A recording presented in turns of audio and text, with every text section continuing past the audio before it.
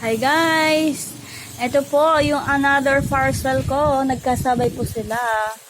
Sana po magkasya na siya. Kasi nung una kong botang binili ay maliit po dun sa aking jowa.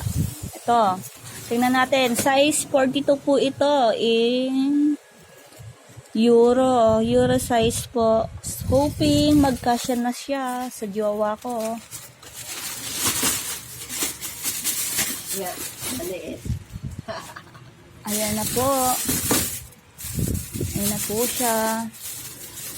Size 42 po ito, pang lalaki guys. Galing din po sa, yan, manipis po siya. Maganda po at manipis kasi hindi mabigat. Yan.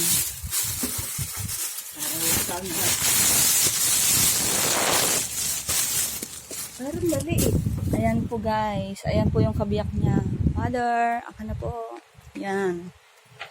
Size 42 po yan guys. Yan po.